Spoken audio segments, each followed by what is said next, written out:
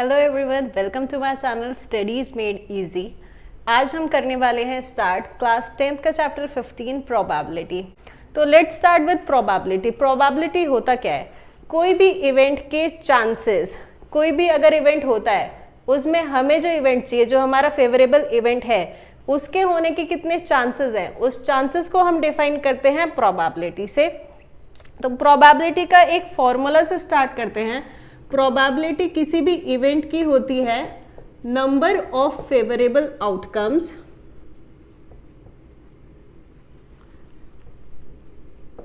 Divided by total number of outcomes, number of total outcomes.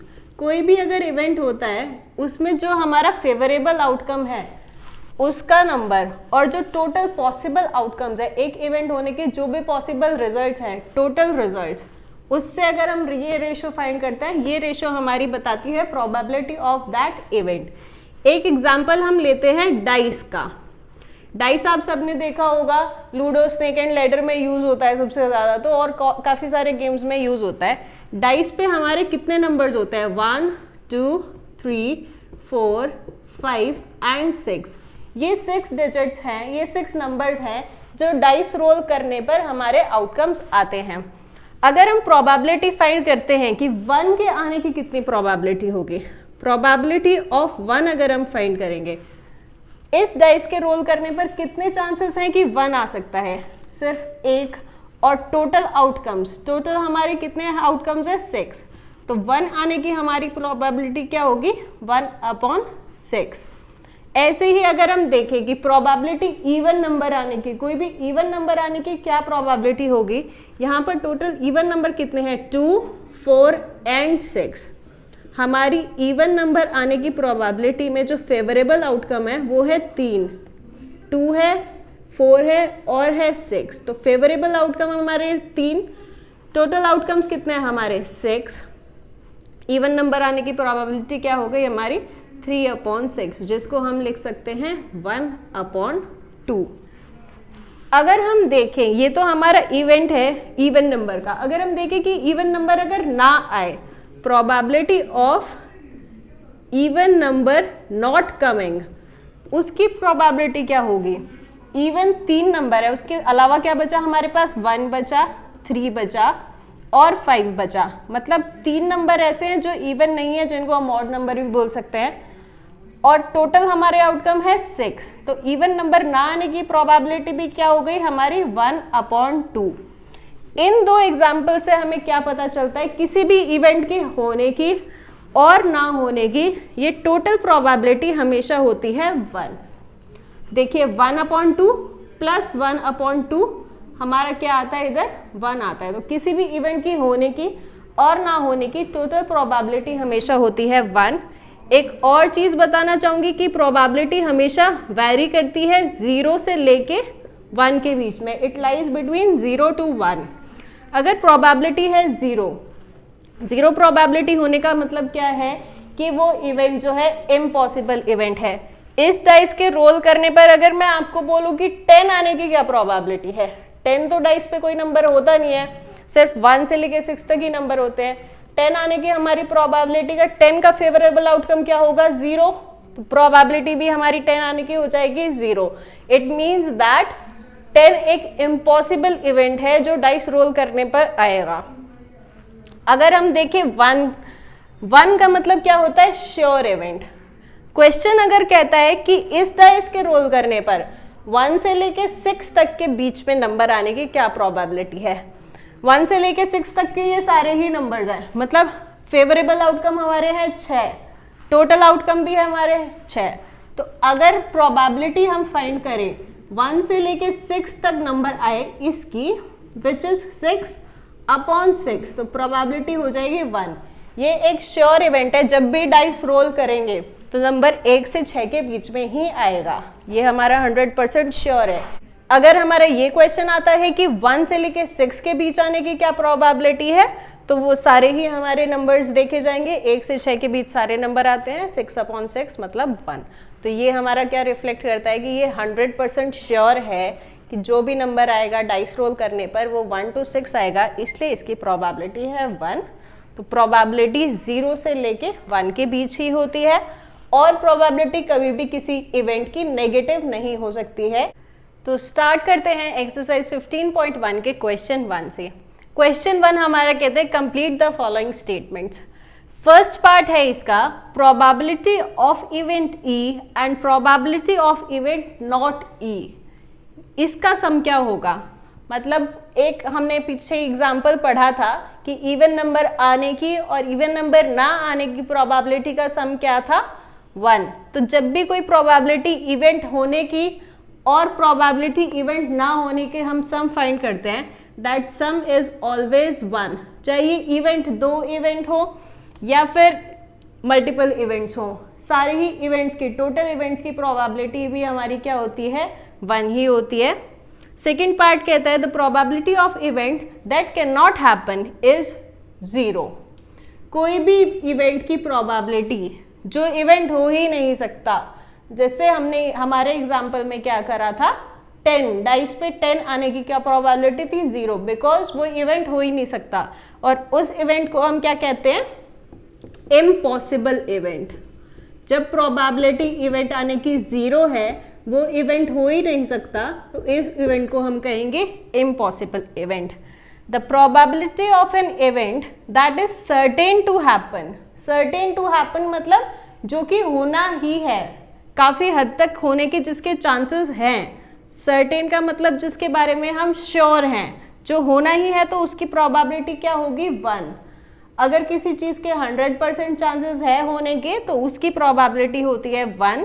और इस event को हम क्या कहते हैं श्योर इवेंट, या फिर इसको हम सर्टेन इवेंट भी कह सकते हैं। फोर्थ पार्ट देखते हैं क्वेश्चन 1 का। फोर्थ पार्ट कहता है the sum of probabilities of all the elementary events of an experiment is.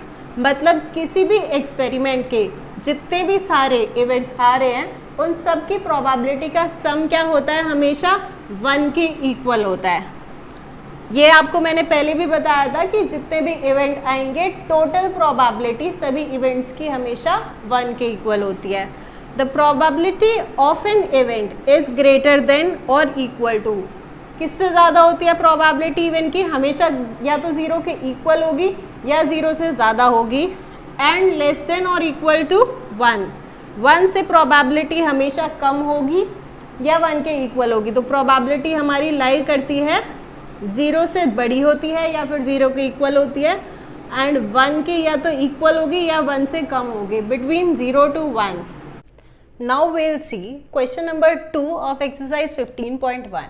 Question number 2 क्या कहता है which of the following experiments have equally likely outcomes. अब ये टर्म इक्वली लाइकली आउटकम्स का क्या मतलब है, इसका मतलब है कि जो भी आउटकम्स हैं उनके होने के इक्वल चांसेस हैं। एक एग्जांपल हम लेते हैं कॉइन टॉस करने का। कॉइन जब हम टॉस करते हैं या तो हेड आता है या टेल आता है, इन दोनों में से कोई एक चीज आएगी और इक्वल चांसेस होते हैं कि हेड आएगा, उसकी प्रोबेबिलिटी हम देखते हैं। अगर हेड आए, एक ही हेड है और टोटल आउटकम है 2, तो प्रोबेबिलिटी इज 1/2।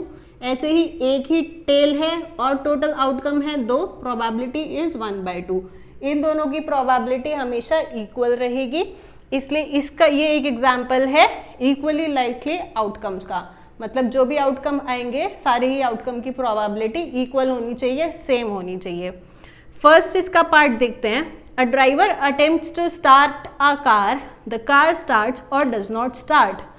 अब देखिए, अगर कोई ड्राइवर कार स्टार्ट करता है, स्टार्ट करने पर या तो कार स्टार्ट हो जाएगी, अगर कार स्टार्ट नहीं होती है फिर से ट्राई करेगा, तो दूसरे ट्राई पे हम मान लीजिए कार स्टार्ट हो गई है, थर्ड ट्राई करने पर ऐसा तो नहीं होगा कार बंद हो जाएगी। इसको हम इक्वली अटेम्प्ट नहीं कह सकते, इसको हम इक्वली लाइकली आउटकम नहीं कह सकते, क्योंकि अगर इन केस कार खराब है तो ड्राइवर चाहे n नंबर ऑफ ट्राई कर ले, कार स्टार्ट होगी ही नहीं, उसका प्रोबेबिलिटी सिर्फ 9 रहेगा। इसलिए इसको हम कहेंगे कि it is not an equally likely outcome, इसकी प्रोबेबिलिटी इक्वल नहीं है। तो ये तो हमारा नहीं हुआ। सेकेंड एग्जाम्पल, सेकेंड पार्ट हम देखते हैं। A player attempts to shoot a basketball, she और he misses the shoot. Basketball खेलते टाइम प्लेयर अगर दूर से ही या कहीं से भी बास्केटबॉल को बास्केट में डालने का ट्राई करेगा, शूट करेगा, तो उसकी प्रोबेबिलिटी इक्वल नहीं हो सकती। वैसे तो यही देखा जाएगा कि या तो शूट अंदर जाएगा या नहीं जाएगा, लेकिन अगर वो दूसरी बार ट्राई करेगा, ज़रूरी नहीं है दूसरी बार में उसका शूट चला जाए। अगर वो इतना अच्छा प्लेयर नहीं है तो मान लो 5 बार ट्राई करने के बाद भी उसका शूट नहीं जाएगा। अगर वो बहुत ही अच्छा प्लेयर है, बास्केटबॉल का प्रोफेशनल प्लेयर है, तो हो सकता है वो एक ही बारी में शूट कर दे। 2 बार डाले तो दोनों बार ही उसका शूट हो, एक भी बार मिस ना हो। इसलिए इस एग्जाम्पल में भी ये लाइकली इवेंट नहीं है, इक्वली लाइकली आउटकम इसके नहीं होंगे। थर्ड पार्ट कहता है a trial is made to answer a true और false question, the answer is right और रॉन्ग। ट्रू फॉल्स क्वेश्चन हम सभी देखते आते हैं, उसमें एक स्टेटमेंट हमको दिया होता है, उसका हमें बताना होता है कि स्टेटमेंट ट्रू है या फॉल्स है। अगर हम गेस करते हैं, हमें आंसर नहीं पता, अगर हम सिंपली एक गेस करेंगे तो गेस में हम जो भी आंसर करेंगे, मान लीजिए हमने आंसर कर दिया ट्रू, या तो वो सही होगा या गलत होगा, इक्वल चांसेस हैं, कोई तीसरा ऑप्शन तो आ नहीं सकता। दूसरी बार अगर हम फॉल्स डाल देंगे तो फॉल्स भी या तो सही होगा या गलत होगा। तो इसके भी हमारे इक्वली लाइकली इवेंट है, इसलिए इस पे हम कर देंगे yes, it is a equally likely event.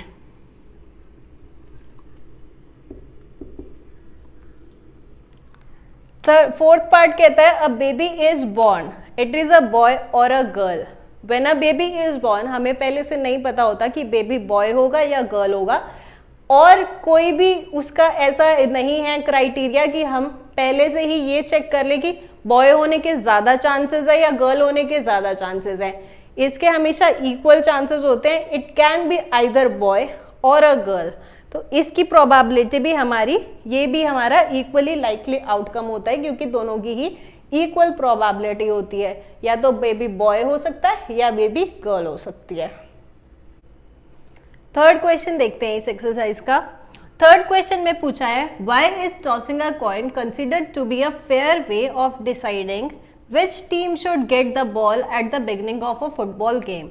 जब फुटबॉल गेम अगर स्टार्ट करते हैं तो स्टार्टिंग में कौन सी टीम को पहले बॉल मिले, इसके लिए कॉइन टॉस करा जाता है। तो कॉइन टॉस करने को एक फेयर वे क्यों करा गया है, फेयर वे क्यों लिया गया है, ये डिसाइड करने के लिए दैट विच टीम, कौन सी टीम को मिले फुटबॉल गेम के स्टार्टिंग में। अब जब भी हम कॉइन टॉस करते हैं तो 2 ही आउटकम आते हैं, या तो हेड आता है या टेल आता है। इक्वल चांसेस होते हैं हेड के आने के भी और टेल के आने के लिए भी, इसलिए कॉइन टॉस करने को हम क्या कह सकते हैं, इक्वली लाइकली आउटकम होते हैं, मतलब इक्वल चांसेस, सेम चांसेस होते हैं दोनों ही आउटकम्स के, इसीलिए इसको फेयर माना जाता है। हमें पता है कि या तो 2 ही पॉसिबल वेज है, आइदर हेड अप और टेल अप। ये कोई भी पहले से प्रिडिक्ट नहीं कर सकता कि कॉइन टॉस करने पर हेड आएगा या टेल आएगा। इक्वल चांसेस है, इक्वली लाइकली आउटकम्स हैं, इसलिए the result of tossing coin is completely unpredictable and it is useful while playing the matches. इसके बाद देखते हैं क्वेश्चन 4 क्या कहता है। क्वेश्चन 4 देखते हैं एक्सरसाइज 15.1 का। क्वेश्चन 4 कहता है which of the following can not be the probability of event. इन सब क्वेश्चंस के जो पार्ट्स दे रखे हैं, इसमें से कौन सा किसी भी इवेंट की प्रोबेबिलिटी नहीं हो सकता है। 2/3, 2/3 का मतलब क्या है कि कोई भी 3 टोटल इवेंट्स हैं, उसमें से 2 हमारे फेवरेबल इवेंट है, तो ये हो सकती है प्रोबेबिलिटी। बी पार्ट कहता है -1.5। हमने क्या पढ़ा था कि प्रोबेबिलिटी कभी भी नेगेटिव नहीं होती है, नेगेटिव नंबर कभी भी एक प्रोबेबिलिटी किसी इवेंट के होने के चांसेस को नहीं डिपेक्ट कर सकता है, इसलिए बी पार्ट जो है -1.5 ये एक प्रोबेबिलिटी ऑफ एन इवेंट नहीं है।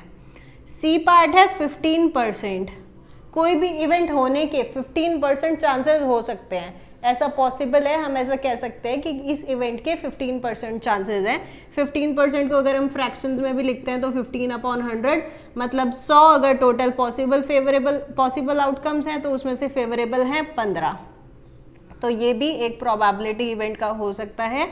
डी पार्ट है 0.7, 0.7 को हम 7/10 भी लिख सकते हैं। और एक चीज़ और देखिए, हमने क्या देखा था, प्रोबेबिलिटी या तो 0 से बड़ी होती है, 0 के इक्वल होती है, या फिर 1 से छोटी होती है, 1 के इक्वल होती है। 0.7 1 से छोटा है और 0 से बड़ा है। ऐसे भी हम कह सकते हैं कि ये एक इवेंट के होने की प्रोबेबिलिटी है। अगर इसको फ्रैक्शन में रख के देखते हैं तो 7/10, मतलब 10 टोटल आउटकम्स हैं जिसमें से 7 हमारे फेवरेबल आउटकम्स हैं। तो ये एक डिपिक्ट करता है एक इवेंट के होने की प्रोबेबिलिटी को। Now coming to question number 5।